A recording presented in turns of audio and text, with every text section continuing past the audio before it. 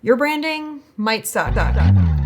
Here's a look at how we approach a full rebrand for a company. So a logo that we did recently for a client of ours, they are a tax and accounting firm in town. They're called Group. And the owner, Kayla, she came in to talk about kind of what she was looking for, her goals, all of that. So in this case, she wanted a brand that felt elevated, modern, professional. It could help her compete against the bigger tax and accounting firms in town. And she also mentioned that this was a woman-owned and woman-led business and was very proud of that fact. So I made a note of that as well. And so, all right, I had elevated, modern, feminine, professional. I could take that in a few different directions. So my next step after meeting with the client is to do some inspiration and some research. And so I normally go to sites like Dribbble and Pinterest next. I wanted to kind of strike that balance that it looks really nice right now, but it's also going to look nice in 5 years' time.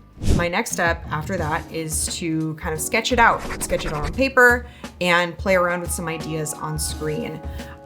So I normally don't want to give clients just one version of a logo. I like to usually have at least 2 variations that include at least one logo type. And a logo type, a good example is to think of just the word Nike spelled out without the swish. Sometimes they'll have a logo mark to go along with it. That is just the Nike swish, no words. That it's depending on the design if they're going to have a logo type and a logo mark or not. And sometimes, again, depending on the design, they'll have a combination mark, and that would be Nike with the swish, so in combination. Once I get kind of all my ideas out on paper, I'll choose the best ones. I'll get those designed out in Adobe Illustrator is normally where I go to actually do the designing of my logos. But before I send it to the client, I have to pick out some color palettes. The tool I use is called coolors.co. So that's coolors.co. It's a website. It's a really helpful tool that helps me build palettes that work. And then I have my color palettes and my logo designs. I'll lay them out in different pages, and I will basically save them all into a PDF, and I will present that to the client. Right now, we're just going to get feedback on the client's thoughts on the different designs, and if there's one that she likes more than the others, if there are immediate changes she wants made, etc. So luckily for me, Kayla, the owner, loved all 4 of the designs and was having trouble picking which one she was going to go with. She was personally drawn more towards the 2 that used the S and the G of Group within their logo marks. And when we started talking through the difference in aesthetic, so one felt softer and more feminine, airy, light, while the other felt more luxurious and high-end, she ended up picking the luxurious aesthetic. So awesome, we had finalized a look and a logo, but I was far from done. Next, I had to build a brand book, a stationery set, business cards, and biggest of all, a website. So next was getting the rest of the assets built. So set to work building all of the physical assets first, not the digital one. Getting all of those approved and ordered because they have to be printed and shipped to us for production. So that takes some time.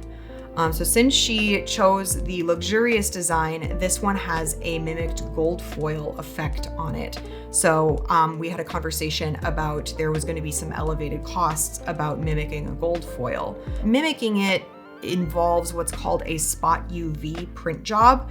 And our printer, basically you can send them exactly where you want them to print a gloss coating, and the rest of it is going to be a matte coating. So it's very specific, and you can specify exactly, I want it right here over these letters.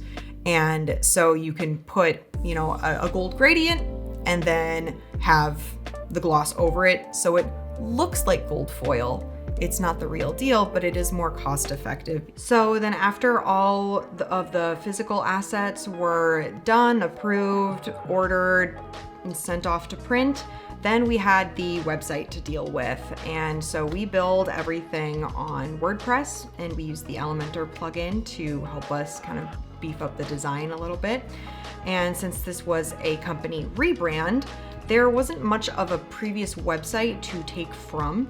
And so I pretty much built the website from scratch. So Kayla provided what had to be on the website, and the rest was relatively straightforward. Your contact page, your about page, your home page, all of that fun stuff. So our team also organized a photo shoot, and we created an About Us video and a couple of client testimonials to include on their website as well. Gave us a library of images and headshots, and these were used across the website and all of their marketing materials.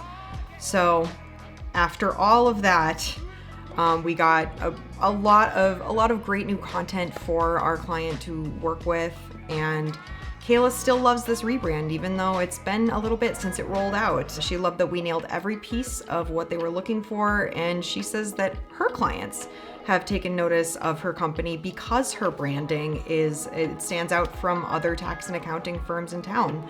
Insurers and Group continues to be a fantastic client of ours. Kayla's great to work with, her whole team is great to work with, and this was such an awesome project to work on. Branding design's among some of my favorite kind of work to do, and I'm always excited when we get something like logo design, branding, refreshes.